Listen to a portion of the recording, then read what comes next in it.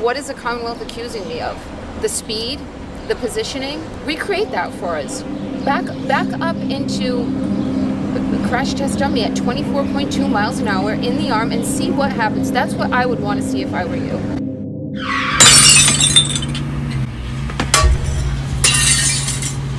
GetLoveDreamingPeach.com. I could not believe how much she was making these faces. Wow.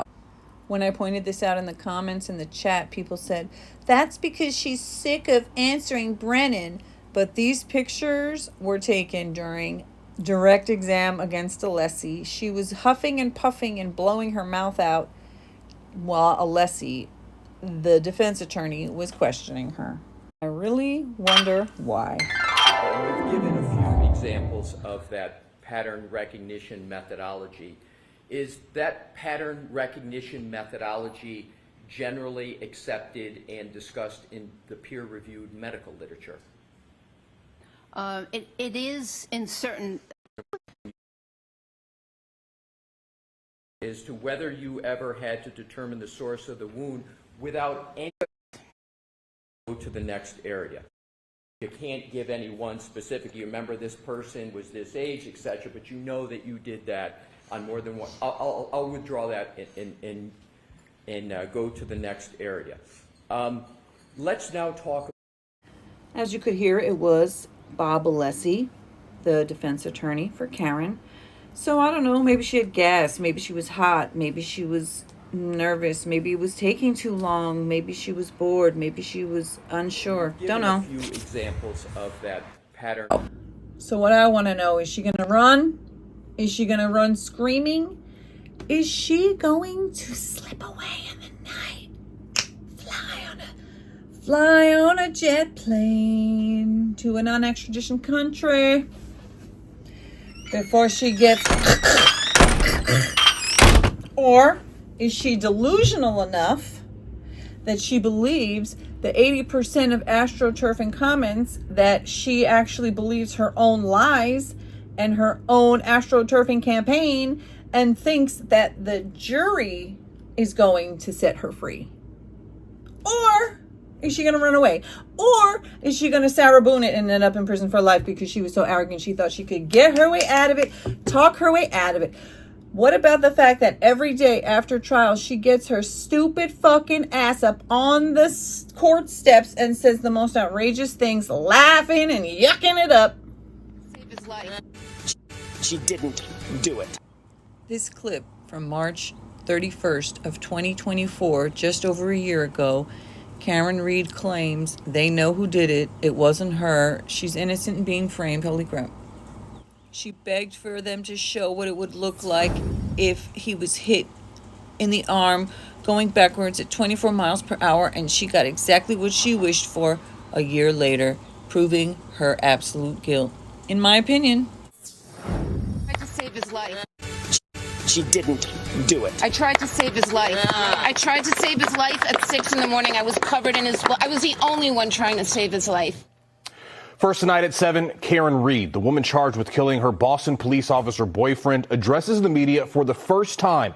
She spoke briefly just moments after a judge denied a request from her legal team involving cell phone evidence. Good evening and thanks for joining us. I'm Corey Smith. I'm JC Monace. Cell phone records of two. What is the Commonwealth so desperately afraid of? In court today, Reed's lawyers trying to convince a judge to give them access to the cell phone records of two witnesses. Reed's lawyers argue Reed is being framed, and that cell phone data is needed to help prove that. Thank you, Your Honor. Prosecutors, though, say they're just on a fishing expedition. It shows you one thing, but neglects to put it in the context of the rest of the facts. Neglects to put it in the context of the remainder of the evidence. In the end, the judge denying Reed's lawyers' request for that cell phone data. This comes days after the judge sided with Reed's lawyers, giving them access to information about a dog that Canton homeowner once owned. Reed's lawyers said in court they think O'Keefe was attacked inside that home by someone other than Reed, and that the dog was involved as well. As Reed maintains, she did nothing wrong. And we know who spearheaded this cover-up. You all know. Yes, we do. And no, she didn't do it. No, she didn't do it. This is an innocent woman. She didn't do it. was a hearing scheduled for here for tomorrow that has since been canceled. The judge is weighing several motions. No timeline for her decision on those. Both sides, though, are due back in court this time for a pretrial hearing that is scheduled for late July. Ivan Dennis. Of the speed, the positioning, recreate that for us. Back up into what is the Commonwealth accusing me of?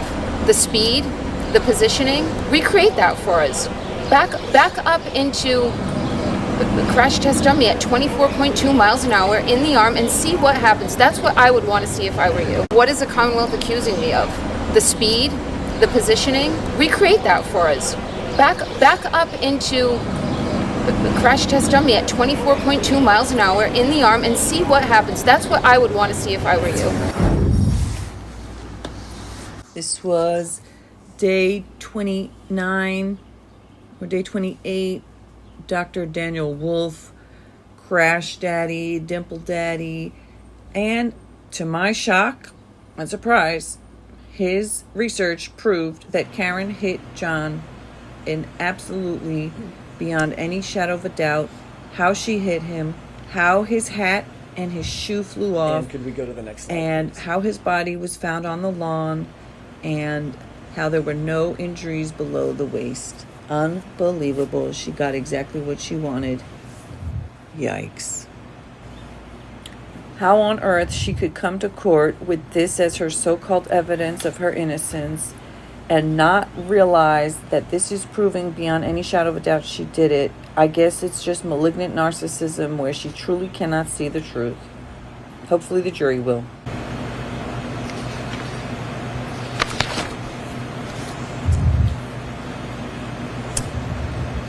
Next slide. Exactly like Karen requested.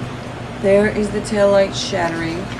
There is his body spinning, not being touched by the vehicle at all. Next slide. Which is exactly the proof we needed that it could have happened exactly the way it did. And when you add the fact that he was not attached to a harness, his body Next flew slide. on the grass, which is why he wasn't asphalted, burned up like they tried to show.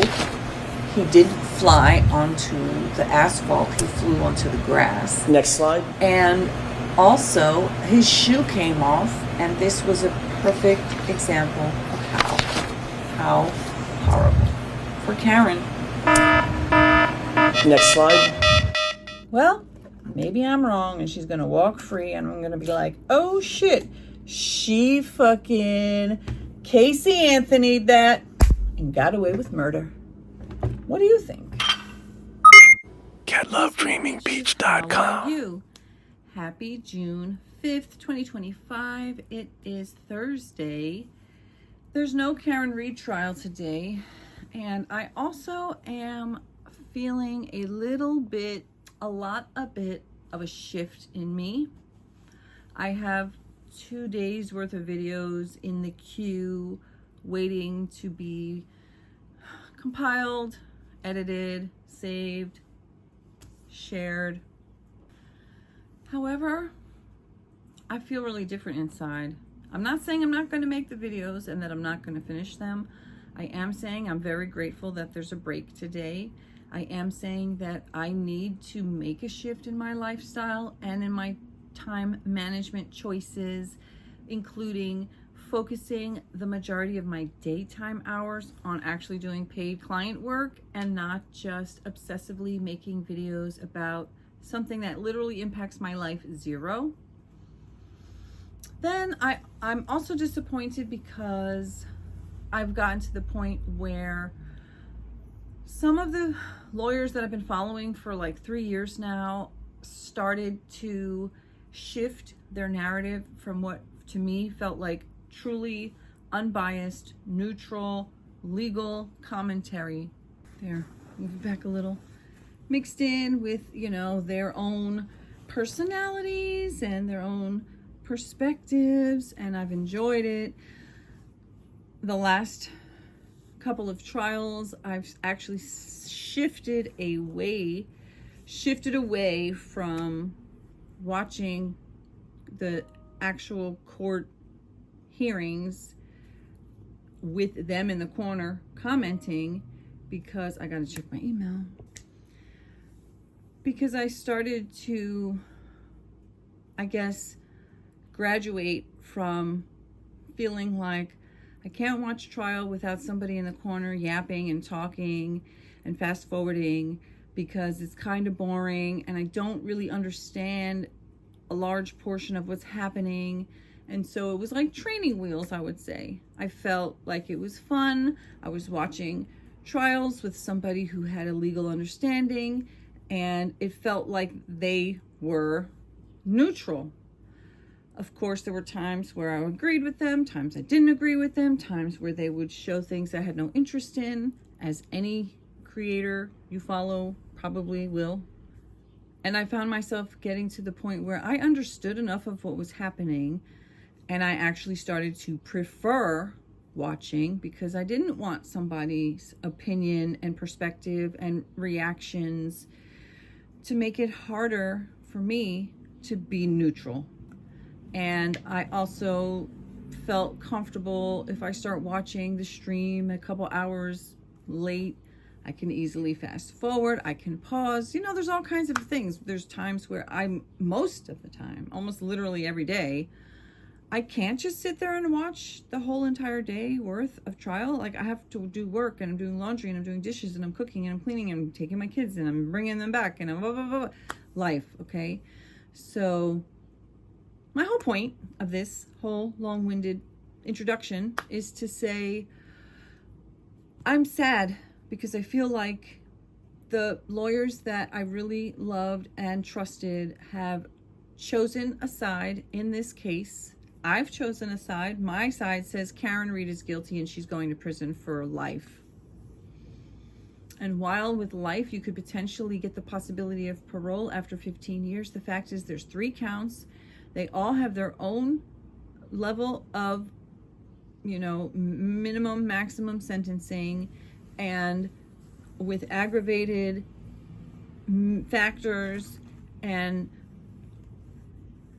if and when she does get found guilty of all 3 counts, that opens up all the civil lawsuits that are pending against her, additional lawsuits of defamation, and additional criminal charges against her for knowingly accusing innocent people of a crime that she committed.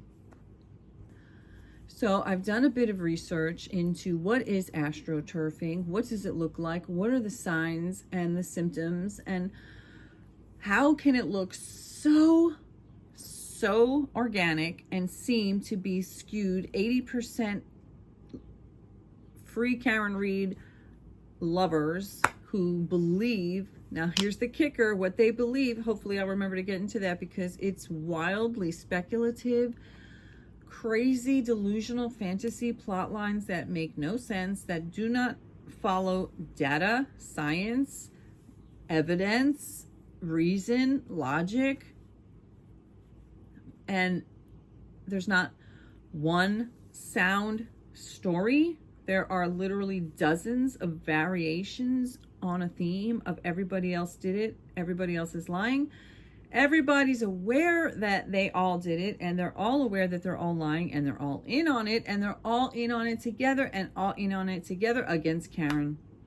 All so they could have murdered and covered it up and framed it on an innocent woman of an innocent man who was a good, upstanding citizen, a cop, a dad,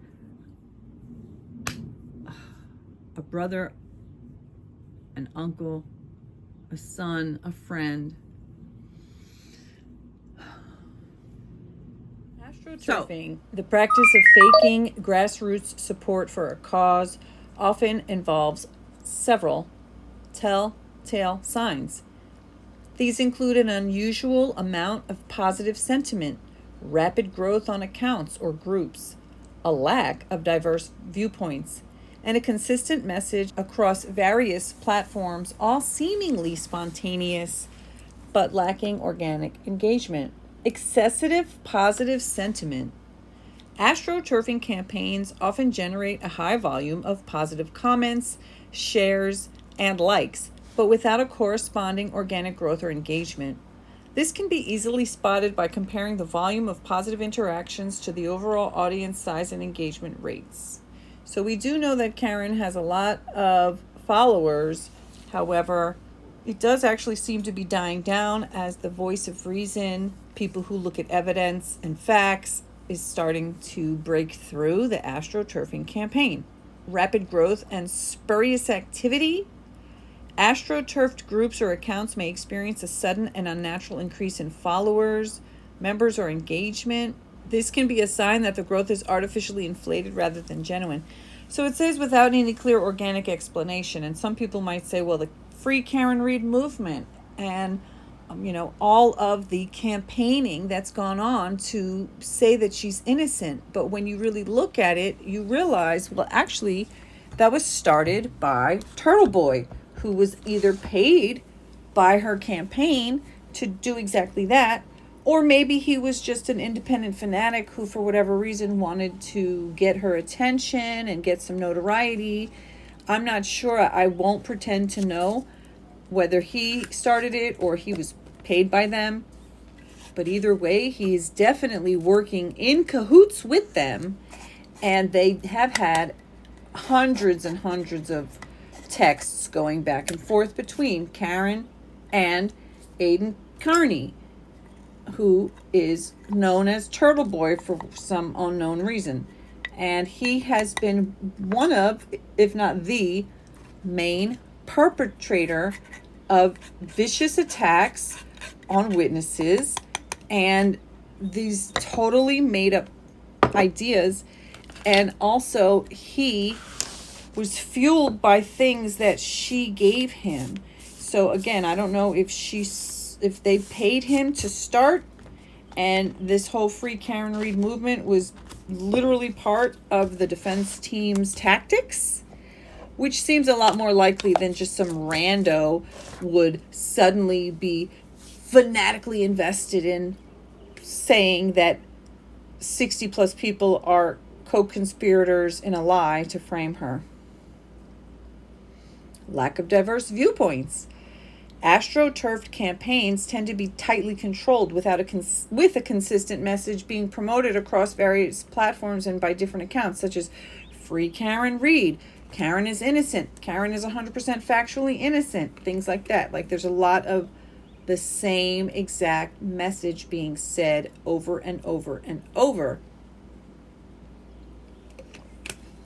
This lack of diversity in viewpoints and opinions is a red flag, as genuine grassroots movements often have a broader range of perspectives because people are varied, and it's very unusual for thousands of people to be literally saying the same exact message if it was natural, which is the same as number 4, repetitive and coordinated messages. AstroTurf campaigns often rely on a set of predetermined messages or talking points which are repeated across various platforms and by different accounts. This uniformity of messaging is a sign that the activity is being orchestrated. Lack of organic engagement. AstroTurfed campaigns often lack genuine engagement and organic interactions, such as comments, questions, or discussions among members. This can be a sign that the activity is artificial and not based in real grassroots support. And unless they're asking questions that are like, part of the campaign, like there's so many unbelievable comments flying across that are not based in facts. They're not based in evidence. It's not based on testimony. It's not based in what's being said, or when it is, it's to just strictly say they're lying, she's a liar, he's a liar, like to totally discredit. And use of bot networks. AstroTurf campaigns may use bot networks or fake accounts to generate artificial engagement and increase the apparent popularity of a cause. This can be identified by analyzing the profiles and and activity of accounts involved in the campaign. Turtle Boy, Astroturfing, Karen Reed.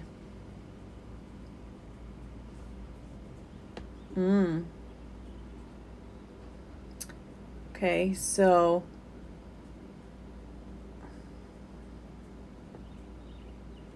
wow. So this guy, Aiden Kearney, I feel like he has to have been like, this is just a lie. So many lies that a hoax is born. The beginning of the innocence fraud campaign of Karen Reed is detailed in the Natalie Burschneider K's interview with Detective. So this is from Roberta Glass, True Crime. So I just truly believe that this so-called Free Karen Reed campaign is truly being astroturfed, and that's why you see 80% of the comments are pro Karen, and when there's voting, like on Lawyer Lee, it's so skewed, but I don't believe that's reality.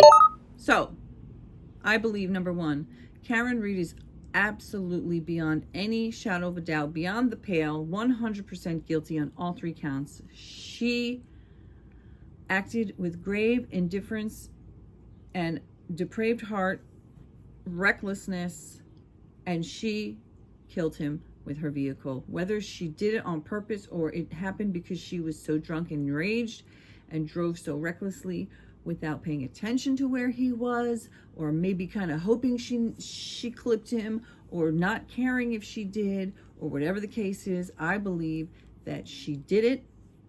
She left him there. She was drunk. He died. She left the scene of a fatal crime. She then turned around and blamed everybody else. And I believe that the maximum sentence for all of those combined will land her in life in prison. Land her in prison for life. Now, there could very well be a few people on the jury who don't see what I'm seeing at all, and who seem to see, who believe what it looks like in the chats to be an overwhelming 80% for Karen's innocence, 20% for Karen is guilty, which would make any reasonable person, I think, believe she must be innocent. And the few people who are, out here thinking she's guilty, we are the fringe. We are the extreme. We are the fanatics. We are the haters. We are the ones who have no facts, have no evidence, and don't make any sense. Not them, but based on what I've learned now about, first of all, I had intense suspicions that there was astroturfing happening on a grand scale. And as I may have said previously, up until just like last week, I on purpose avoided any looking into or doing my own research into Turtle Boy, what he's done, what he said, what his accusations were, what he spawned, and all that stuff, the whole Free Karen Reed movement. I've literally didn't pay attention to any of that. I strictly looked at what evidence did they present in court, and what do I think based on that if I was a juror, because all this other extraneous stuff, a juror who's doing the job properly won't know about that stuff. And I truly believe the majority of people want to do the right thing because they want the right thing done for them. And unless you have some kind of financial incentive, or you're just a fanatic, or like, well, with Aiden Kearney, Carney, the incentive is financial, obviously, and some kind of notoriety. And by the way, my kids said, isn't it funny that a Carney is like a deceptive person? But now that I have taken not a huge amount of time to do a deep dive, but I've taken enough of a little bit of a look-see poo to say, oh shit, I was 100% correct. It's not a maybe there's astroturfing. It's absolutely 100%. Now, whether Aiden Kearney is a independent fanatic who wanted notoriety, who wanted Karen's attention, who said, let me do all this stuff to try to make it seem like she is innocent, and then she latched onto him and gave him more info, or her and her team hired him to start an astroturfing campaign loaded with a bunch of so-called facts that she could use as these plot lines, you know. It's my, oh, okay, stop. I'm gonna have to go get my kids soon. So I don't know. I'm not gonna pretend to know. Did they seek him out? Did he seek them out? Somehow, I don't know, but here they are, stuck together in a grift. And why I am particularly disappointed with the lawyers who I thought were so neutral, unbiased, and had so much integrity is that, like, for example, I could probably start making videos talking about how innocent she is and, you know, repeat all the defense talking points and all the astroturfing talking points and, oh, this little nugget of fact that has literally no evidence or corresponding testimony or anything that a single person could find to show that there was anything suspicious, except for, you know, oh, butt dials and deleted text messages we never got to see, even though there was hundreds of deleted text messages between the defense team and ARCCA we never got to see, and payments made that we were never notified of. But that's totally cool. But it's not cool that other people accidentally butt dial. My brother butt dials me once a week. I pick it up like, head or ass, like, what is this? And sometimes it's him, and sometimes it's like, okay. It's not unbelievable. Oh, and I was thinking about the whole, like, oh my God, they got the basement floor fixed, but they had already fixed it within the last 4 years. And this is all alleged based on either receipts that were dug up online or rumors that were made, or like God knows where they got this information and how they spun that into a man was lured into the basement, beat to death in some fashion, which also resulted in only one big gash on his head and the few little scratches that he had, which to me correspond with what Dr. Welcher said, that he got hit by the vehicle outside, and all the other data. But so what their line, so this is the whole thing. 60 to 70 people are cool with killing a man and covering it up, lying, falsifying evidence, framing an innocent woman, all because Brian Higgins had some dating life issues. Because that's what it ultimately comes down to. Brian Higgins, who had been approached by Karen, unbeknownst and uninvited by him, and for 9 whole days they had a weird, uncomfortable, awkward, cringe ass text exchange where he said, "You're hot and you're smart, but don't you have a man? What's up with that, girl?" And she kissed him. She legit planted one on him, dude. Then she's talking about John showing her the video footage of her walking Brian Higgins out, and she's gagging or whatever at her accent is killing me softly. Oh my God. And it's like, she's so manipulative. What a narcissistic manipulative. It's like she's trying to, like, she's introducing this enormous confession, but focusing on how she's concerned about her accent, and then he's rightfully like, barf, like, what? Wait, now John is jealous of me? Like, what? Like, she literally entrapped this man. She reached out to him. She kept, trying to lure him in. She had him invited to John's house. She then walked him out. She then kissed him without his consent, which he then like kind of scurried off. Then like, what are you pulling my leg?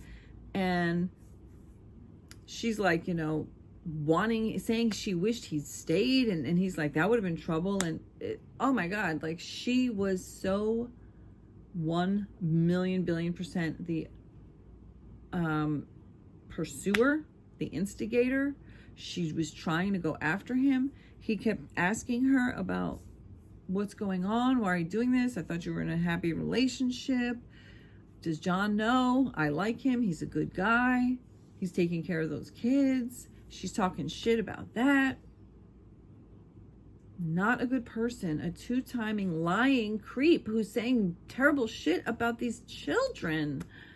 My God. And trying to have sex with her boyfriend's friend, who's also a cop. And it's like, I just wonder, like, what was she after?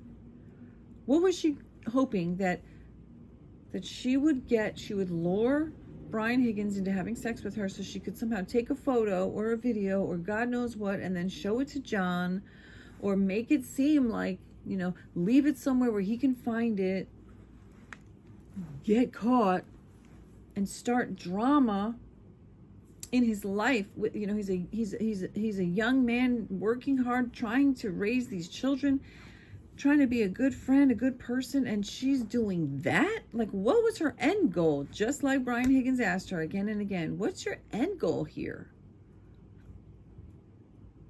Like, it, you know, and she didn't even say, like, I really like you and I think that we would be a good couple and I'm leaving John because I don't want to have that life. I don't want to be with him anymore. I don't want to raise children. I want to just be with you. I want to see where this can go. None of that. She just wanted to entrap him into some kind of sexual tryst so she could use it over John's head and probably over Brian's head, which is exactly what she's doing. Having her lawyers pull up a grainy ass fucking black and white, not even, it's like white and off-white video. It's not even gray and white. It's so low contrast, blurry, no volume. You can't even see their faces. It's like from the back, 20 feet away. It's so insane. And he's going like this, and they're trying to link that to him murdering a man. It's sick. And it's so sick. It's so, like, I know that you're supposed to remain neutral. You're supposed to let both sides do all of their testimony, all of their evidence. You're supposed to listen to all of the witnesses. And I will do that. But I'm also at the point where I feel like any reasonable person who's being genuine and truly listening to the evidence that's been presented in court and not spinning off on this whole, like, 60 plus people are liars, grifters, planting evidence, distorting the truth, framing a woman, colluding to get her to prison, all for what? For what purpose? Like, it makes no sense. The stories don't add up. It's like the dog bit him, but Brian Higgins killed him. But, like, what are you talking about? It doesn't make sense. And the fact that there's thousands and thousands of accounts that could be real, that could be sock puppets, which is like one person who makes dozens and dozens of accounts and then just goes and, you know, comments on a video as if they, like, one person could be leaving, you know, 50 accounts, or let's say 10, you know, one person makes 10 accounts and they could be making, you know, as if one person is like a voice of 10, and they run you off of that chat if you show any critical thinking skills or any suspicion that Karen is guilty. And that is just not real. That is astroturfing. So I just want to say, guys, thank you so much for following me. Keep following me because I'm going to be making new content. And of course, as this case wraps up, she'll get either a hung jury, she'll either get innocent, or she could go to prison. But whatever happens, my life will continue, and it's not going to change anything except for what I might be talking about. So if you like my style, you like my insight, you like the way I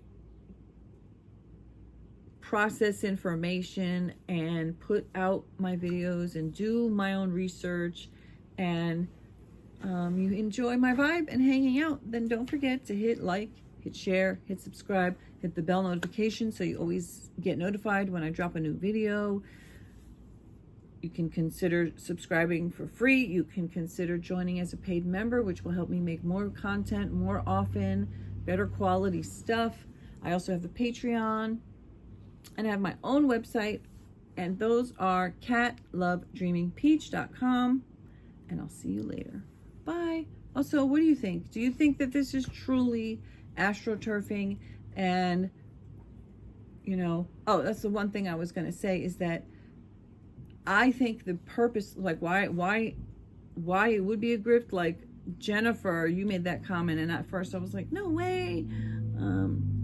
Oh, Emily and Peter, I don't think they're grifting, you know, but now I'm like, wait, so much evidence has come out that they are still pushing the narrative that the defense is somehow so believable, and every little thing is believable, and every little thing that they point out, they believe. It's like they believe the defense, and I just don't at all. And I feel like if they were to say the truth, like, wow, guys, it's obvious she's guilty, they would get attacked. They would lose a lot of followers. They could become victims of harassment as well. And if you've got thousands and thousands of commenters, whether they're bot accounts, real accounts, sock puppets, or a mixture, you know, and you openly say, guys, she's guilty, you're going to lose engagement, you're going to lose money, and you might, you're like, if you literally are making money off of your, I mean, Peter, well, I won't say names anymore, but not everybody makes their living off of that. They have other jobs and stuff like that. But I'm willing to say the uncomfortable truth. I'm willing to be wrong. I'm willing to be in that liminal space of like, I don't fully know, but I'm also willing to take a position that I feel is backed up by facts and evidence and data and testimony and logic and reason. And in my opinion, there is no reasonable doubt. We are beyond any reasonable doubt that 60 plus people are cool with murdering a man because Brian Higgins was jealous, or Karen, in fact, had a lot of problems and a history of problematic behavior, aggressive behavior, and manipulating and lying and being outright verbally abusive to people and not stopping when he told her to stop, and it also drinking heavily that specific night, and the voicemails and all her actions and all the videos and literally every bit of data, the SUV data, his cell phone data, his body, and the facts that she's guilty. And unless there's somebody on that jury who is a fanatic and wants to see her walk free, I think she will be going to prison. And I'm not sure when I'll be putting out those other videos. There's no court today. I've got work to do, and then, you know, there'll be the weekend. So probably over the weekend, guys. Mwah! See you later. Bye. He got away with murder. What do you think? So another thing I wanted to add before I go is that I was wondering, why can't they just get new air conditioning in the courthouse? Like, what's up with that? They had to actually cancel court on Thursday because it was a heat wave. So I wanted to find out. Okay, so I screen recorded this question, and basically there are budget constraints. They have funding and budgetary constraints, deferred maintenance, competing priorities. So there's a lot of reasons why they don't, because they've got bond financing, significant capital investments, including HVAC, which is air conditioning upgrades, are often financed through bonds, which requires careful planning and budgeting. And basically, they don't have the money. Okay, they're also older buildings that have limitations in their existing HVAC systems, which makes upgrades difficult or costly. So I just wanted to add this because there have been people, like I've said, I know that there's astroturfing and people are commenting things because they're just making problems and they want to say anything they can to discredit Judge Cannoni, as if Judge Cannoni is in charge of the air conditioning system in the courthouse, like it's her frickin' job or place to say, spend the money. Like when she closed court early one day to accommodate a juror who had an appointment and had been told, we will accommodate that, you will get out of here, we will end court today so that you can do what you need to. And yet the bots or the Karen Reed fanatics, of course, will twist anything and everything to make it seem like somehow the judge is doing something wrong. And it's just another example of the BS that they will spew, that anything that they will say to try to make an excuse or a reason to discredit her or call her biased or corrupt. And it's even more despicable and disgusting to me that people will literally complain and say, those jurors have a life. Exactly. That's why she's letting them go on with their life. That's why she's not having court on a certain day, because those living, breathing jurors are going to suffer for hours and hours in a heat wave in a courthouse that doesn't have appropriate air conditioning, or they've got things to do, they've got plans, they've got appointments and all these things.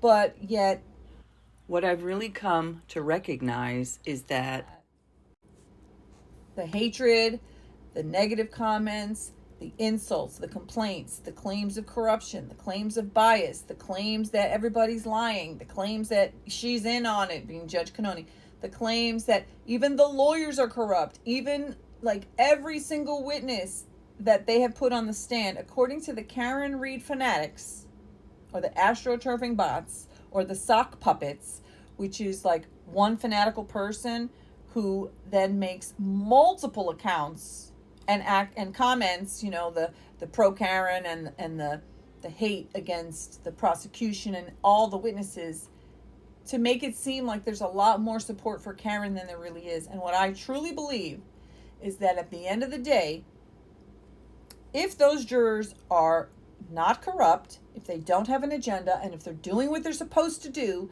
and they're following the evidence, and they're listening to the testimony, and they're being actually critical thinking and fair, she is going to be found guilty on all 3 counts and be sentenced to life in prison. And while life in prison has the possibility of parole after 15 years, with mitigating, extenuating, aggravating factors, it's very likely that she will not be eligible for parole in 15 years, and or she will be denied because of all the other things that she's done and continues to do to this day. Every single day that she gets on those court steps and she spews lies and defames people and says the absolute falsehoods that she's saying knowingly, she's committing additional crimes. So we'll see, because I do believe that she's going to be found guilty. And people like all the lawyers on YouTube who are out here pushing the narrative that there's corruption, or she was framed, or that the defense is making good points, or that the prosecution is shady, or that their case is weak.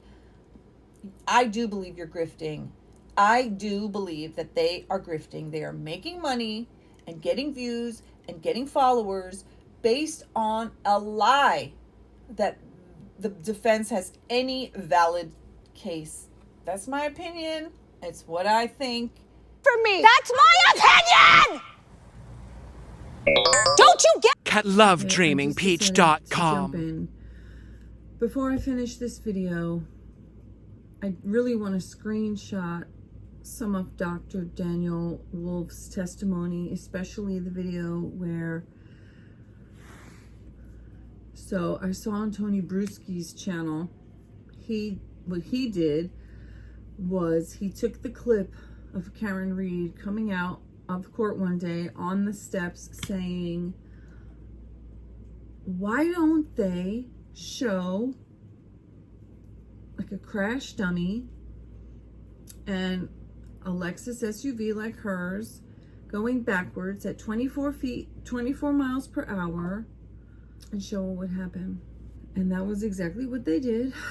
And they showed, in my opinion, in scientific factual proof, that even as the ARCCA witness, Dr. Wolfe himself said, a pound or two is not going to fundamentally change things.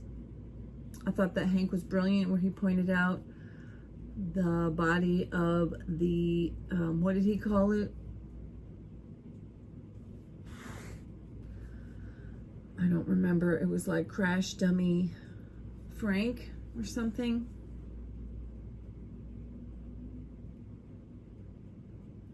It was just so unbelievable. I'm just like shocked that she had that expert proof beyond any doubt that John could have been hit by that SUV, and how it even showed exactly how he twisted. And so, okay, one thing that Brennan was saying is that like he was on a harness, so he stayed stationary, and also he was a little bit off the ground, he being this like crash dummy thing. And the arm wasn't the right exact amount of weight, and he didn't have a glass in the hand of the dummy.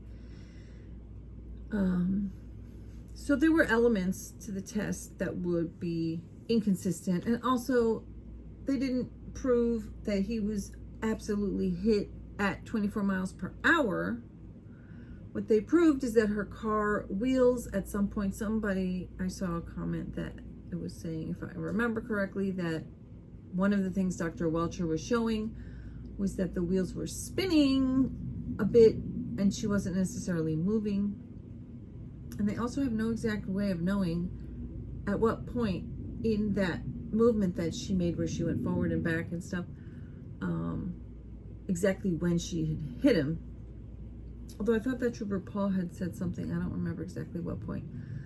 I mean, like, you know, they don't know exactly how fast she was going at the point where they hit him, where she hit him. But the fact that they were able to prove, like, the shoe of the dummy guy came off exactly the way, and he had no impact anywhere from the neck down. And then the taillight crashed and it went flying, and because John wasn't being held on a harness like the dummy, he also went flying. And so they tried to make it seem like there was no physical way possible that those flying pieces could have scratched him, because they would have been going at the same speed, until the point where John would have stopped flying because he hit the ground, let's say, and then the pieces flew and continued on their journey while he had stopped. And then they would have made the scratches in his arm, left the debris field and the debris in his clothes and the holes in his clothes, which I don't know why they were saying there were no holes in his clothes when we literally saw the photos of the holes in the clothes. And I'm just so confused. Tony Bruschi said, do you think that her lawyers hate her and they're doing revenge, like, or that she's so narcissistic, kind of like Amber Heard, where she actually put on evidence. She put on evidence that she thought was good for her, and it's like, oh my God. And that's how I feel. Today, I feel it's crazy, because I do believe that Karen is guilty. I do believe she should rightfully go to prison, and she likely will spend the rest of her life there. I mean, maybe somehow she'll get out on 15 years of parole or something. But I feel so sick inside having seen that video. It's like all the testimony up till now, then having seen her own witnesses and how they're all like, eeks, not helping. Unless you're a Karen fanatic or you're astroturfing, or I read somebody's comment, they said, and all you NPCs, which means non-player character. So there's certain kind of video games. I really need to comb my hair and I haven't, and I just want to get this out, so I'm fidgeting with it. Now look at it, swoop over. A non-player, an NPC, a non-player character. It's like certain video games where there's characters. They do stuff, they walk around, sometimes they fight you, sometimes they are just there doing this. Sometimes, you know, you buy something from them or whatever. There's characters that are built into the game. There's no body behind it. There's no actual person like controlling it and stuff like that. And that's what I do believe a lot of these comments are. It's like the sock puppets. The person A makes however many accounts that they possibly can. I don't know if you can just make an infinite amount of accounts, if you just keep making different emails. Like, I don't know how that works. I think you have to have a phone number to do an email, and you can only do a certain amount, and you can't use a Google Voice phone number to make a Gmail account, I learned. So I don't know, but you know, again, I don't know if you have resources, you could probably figure out ways around those limitations.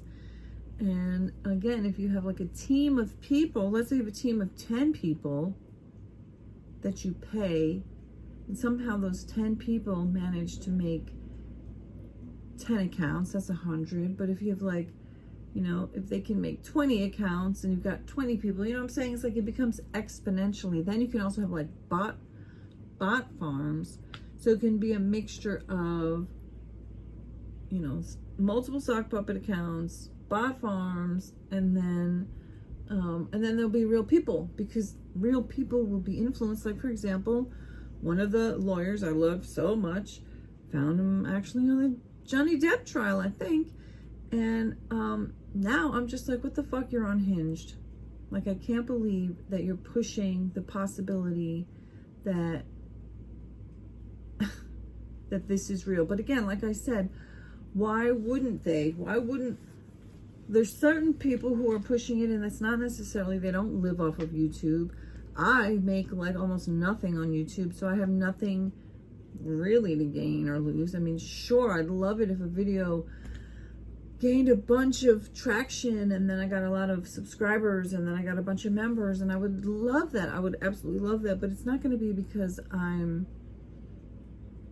jumping on the bandwagon of a salacious, delusional plot line. Like, I care about justice. Oh, I think I got a little lost what I was saying about, like, I do care about justice, and I do think that when people do bad things, they should have to pay the consequences. Like somebody said in the comment, like, oh, karma's going to come around. And I said, yeah, especially when you know that karma is just the consequences of your own actions. So Judge Cannoni asked the jurors at the end of the trial today, she said, weeks ago, it had been decided that this coming Thursday would be a half day. I don't know why exactly, but she said that she got word that the trial will be coming to a close. And so she wanted to know if, you know, if they could think about it over the weekend and let them know on Monday, if they are able to do a full day on Thursday. And then I guess if everybody says yes, then they'll be able to do that. And maybe they'll have the case to start deliberating on Friday. But of course, they might deliberate more. So I think it's going to be like 3 hours or less kind of thing. Like, I mean, maybe they'll take most of the day. Maybe they'll just want to talk about it, you know. Sometimes sometimes there's just such a really, really quick deliberation, They come out, like, I think with Charlie Adelson, I think it was like 3 hours or something.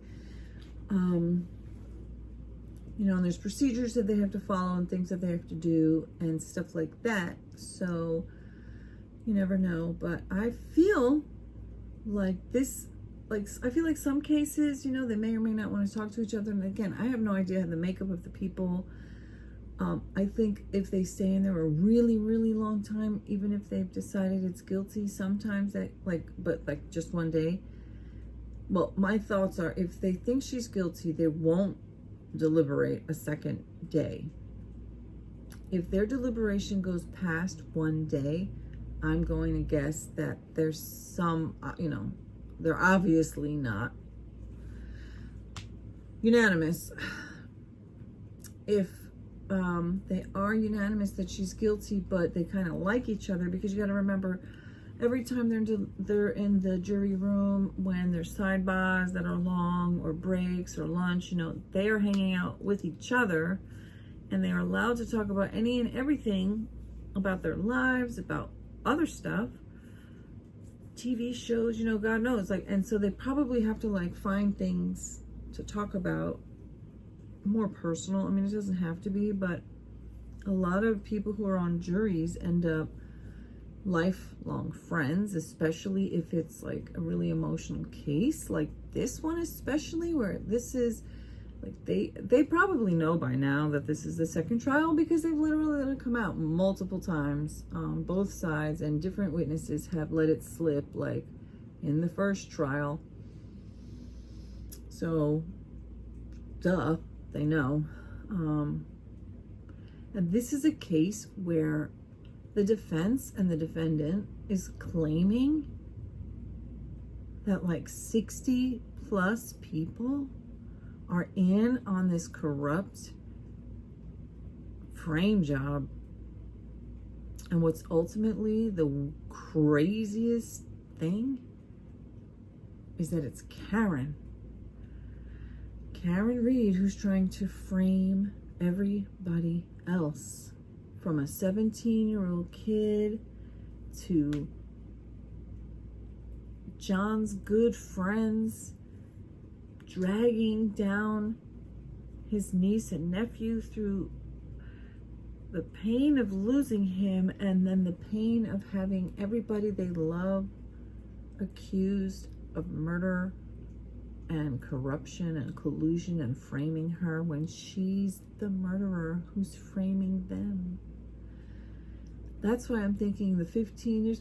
I think that Massachusetts has a, like, if you get life in prison, I think they have a mandatory 15 years you're eligible for parole. However, I don't know if that's true, and I don't know if you have other counts that you also get, you know, convicted of, and those sentencing rules, and then the aggravating circumstances, and then God knows what else she could be charged. You know, if and when she's truly found guilty of this, I think that they will charge her with whatever the crime is, for accusing other people of a crime that you know you did, because it's so egregious. It has cost millions of dollars to go through 2 trials, and all of the stuff that these people have gone through, and all of the everything, when she could have just simply said that night in the hospital, she could have said, I think I clipped him. And I had no like, I'm so devastated. She should have stayed in the fucking mental hospital and leaned into every ounce. And why didn't her dad say, girl, stay your ass in there. Stay your ass in there. And you fucking boo-hoo-hoo into a plead deal of 5 years on house arrest.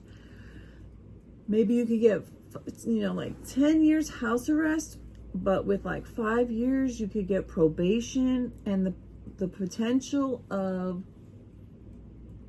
like, you could go out in the daytime or some shit, you know, but no drinking, no drugs. You have to have frequent drug tests. You have to have a fucking ankle monitor. You can't fly anywhere. Can't go out of the fucking city of Canton, girl, or wherever the fuck you live, your house in Mansfield.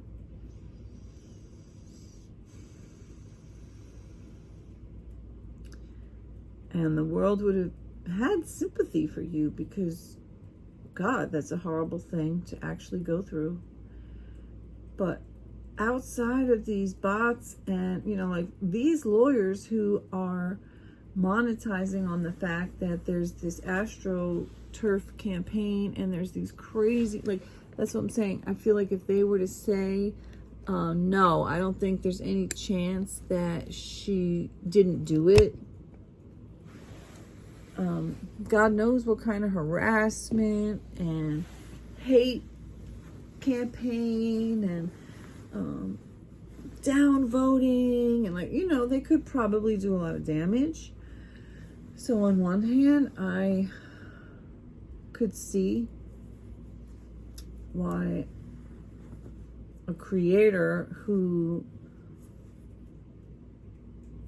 is kind of gung-ho, I don't know, you know, like Tony Bruschi was saying, how could anyone think that she's still innocent? And how could they think that? Because they just believe anything that the defense says. I was genuinely like, okay, let me listen. I did fast forward through all his, like, you know, all his resume stuff. I did the same with Dr. Russell, actually, and it ended up being like 3 hours. And, you know, to be honest, I think that a juror who has to sit through so much might feel kind of annoyed at having to sit through 3 to 4 hours of history of some kind of generally random person who self-insinuated themselves into the case, aka Dr. Russell, who has kind of a wild theory that the only way that her wild theory can have any validity is if she discounts, which she did, every single bit of evidence, credible evidence, even the defendant's own statements, suddenly speaking as if she has the authority of a psychiatrist or a mental health professional expert who can say that a year or two after the fact that Karen is saying stuff on an interview that she had crafted to try to prove her innocence, and she's supposedly saying these things like, I know I said I hit him, like, and it's because of shock. Like, girl, when I was listening to the lawyer who I won't mention anymore, especially, well, really last year, because I haven't really listened to her this year, and I each day I would check in, but I've just steadily moved away from that channel. I even actually unsubscribed, which I thought would never happen. Like, lately, I haven't watched any of the things that she's covering. I'm just not interested in it. And I know, like, coming up, she's going to be doing Brian Koberger, and that's one of the trials. Like, I'll find out what the verdict is when the time comes. Same with Diddy. I'm really not that invested because it's a lot of, like, really heavy stuff, and I have a limited amount of time and energy that I can devote to true crime stuff. And that's what I was saying. Like, I've shifted inside because I was so invested with Karen Reed, and now I know for a fact, allegedly, until she's convicted potentially next week, that she hit him and left him there and blamed all his friends. So, you know what? I have a lot of video stuff that I really wanted to put together, and I haven't. But I'm going to end up spending this weekend focused on paid client work because my one client that I have the most amount of hours for that I am allowed, allotted, that we've agreed upon that I can work each week. I kind of been putting it off, and then I just got like a couple of things late Thursday, and then today I got some things. So I'm just gonna like churn it out all weekend so I can get my money and as well as get the work done. So, but so I don't know if I'm gonna do those videos, if I will. I'm gonna hold on to them for now. I'm not gonna delete them yet because I may end up having the desire to do it. But the fact is that I will say honestly, I'm kind of over it as far as like feeling the desire to prove by showing so much evidence on these videos that I've been doing. I've been watching every day. I've been recording little clips. Oh, I did record like 2 minutes of when there was no sound. They were on a sidebar, and then it was very unusual, I thought, that Karen and Bob Alessi, Attorney Bob Alessi, Attorney Alan Jackson, Attorney Elizabeth Little, all got in a huddle. They started talking. Then Attorney David Yannetti came out. Everybody loves Yannetti, Alan Jackson said. I mean, not Alan Jackson, Bob Alessi said. And they stood in a tight little huddle for like a minute and a half, having what seemed like a very serious, kind of intense, maybe tense little moment. Probably because they're like, girl, you are going to prison for life. What are you gonna do about it? Are you okay? And that's what I was saying. I'm leaving on a jet plane. Don't know when I'll be back again. Never again. I don't know when I'll be back again. Hold me like you'll never let me go. Girl, you better run. But that's the thing about delusional people. I mean, obviously it's not easy. I am not recommending somebody breaking the law. Don't break the law. Oh my God, you'll end up in prison for double lifetime. But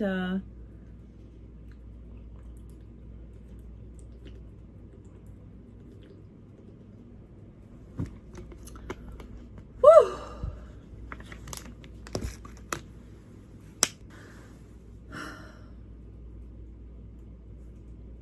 If there's a few people on the jury, so this is the how I feel. Oh, that's what I was saying. Girl, run the fuck, run, runny, run like you got the trots. You know the runs.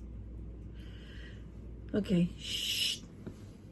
We're not making Proctor level type jokes, okay? Because that's just gross. I'll tell you, my brother makes some fucking nasty jokes, but he's not a trooper. He's not a state trooper. Anyways, I am not defending that. He was fired, and actually, I looked it up. Like, if Karen Reed gets found guilty, could Trooper Proctor somehow get his job back? And they were like, absolutely not. There's certain offenses that once you commit those offenses, they're like, nah, motherfucker. You ain't qualified. There's actually some level of integrity that somebody's supposed to have in order to get those kind of jobs. Now, of course, we know that that doesn't often always happen. And unless something like this happens, they often do get away with it for a long time. And I think there might be some problems around there with like the other cases that may very well be true. However, from watching, this is 2 trials now. That's what I was saying. The first trial, I was like, you know what? When the jury came back, a hung jury, I made a video. The jury got it right, because I felt like he said there were pieces of taillight fragments in the shirt, but he never really showed it where I was like, aha. And what else was I not sure of? I don't know. Like, somebody said in a comment somewhere, it seemed like the first trial, Lally's position was, I am going to basically put on the case that the defense is kind of talking about in the media, like, you know, Brian Higgins did it, Brian Albert did it, they beat him up in the house, they dragged his body out there, he was bitten by a dog, Colin Albert did it, somehow maybe they all did it. Jen McCabe was texting how it was long to die in cold at 2:27 a.m. because she was in on it. And Karen never said, I hit him. Jen planted that. And like all this stuff. And then, so the first trial, Lally brought out, like, it basically seemed like Lally was trying to prove that the defense's case was false by bringing out all these people. And it was so big. And then I really feel like it got lost all up in there. And I was definitely I think she definitely hit him, but I still feel like there's, even if it's just a sliver of reasonable doubt, I felt like I just don't know for sure. And the fact that, in my opinion, even her witnesses have proven, like Dr. Wolfe, oh my God. I mean, maybe Dr. Rentschler will try to come in and clean it, but how can you clean up that video of the dummy being hit almost exactly like he probably got hit, with no injuries to the rest of his body,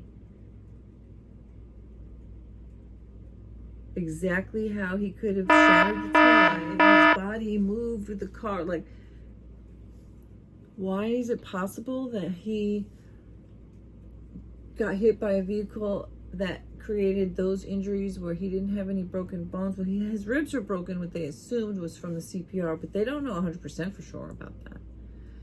And I don't think they did x-rays for fractures. I don't know for sure, but they didn't really mention that. Dr. Scortibello didn't say or show x-rays. Like, again, the fury of the Karen fanatic comments, they just make up lies. And, no broken bones, and broken ribs are bones. True. You know, it's just, and I've really noticed, now that I'm learning more about what astroturfing is, I'm like, oh wow, there's some definite, absolute clear signs of it. You know, a lot of the same repetitive slogans, and a lot of the names, so many of the names, the usernames, are so obviously just made up names. You know what I'm saying? Like, everybody's name is made up, but it's like, just like numbers and letters mashed up that don't mean anything. Or just like a fake, you know, it's just obvious. It's like, it looks like astroturfing. Anyway, that's it. That's all I got. I don't know if I'll put the other videos out or if I'm kind of over it, because this ain't fucking paying my bills. And girl is going to prison unless she finds a way to slip out over this weekend. Girl, run, or you're going to jail. Prison. All right, I am going to watch this little clip from day 28, which was today. There's Bob Alessi, Karen Reed, Alan Jackson, Elizabeth Little. No, they're talking intently. What are they talking about? Here comes Hank Yannetti in for the huddle. Her hand gesturing looks like she's speaking intensely. Karen looks a little bit annoyed, maybe. She's holding her arms behind her. The guy in the back just say to the guy in the black what's going on, and he shrugged like, I don't know. Unless he looks upset. Karen looks upset or intense. Dad is paying attention. They're saying something. No. Alan Jackson. What's going on? We're fucking losing. This is ridiculous. This is the worst. I don't know. What are they saying? They're mumbling. They're whispering. I wonder if her mom is writing a note to the person behind them. They have a lot to say to each other. It's very intense. It looks tense and intense. What's he saying? I wish I could know. What's Karen thinking? Look, she looks nervous as hell. Swaying. It's going side to side. Okay, he turns to her. You all right? Or whatever. Okay. Hank has something to say. Look, Mr. Wolfe is getting his little weird face in the hole. Okay, off they go. It's okay, says Elizabeth or whatever. Allegedly, I'm assuming. I don't know. Pretty frickin' weird. And the dad started to notice them. As well as the mom and others. She's going, I think.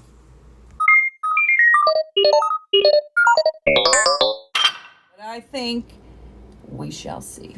Don't forget to hit like, share, subscribe, and join me. And hit the bell notification. See you next time.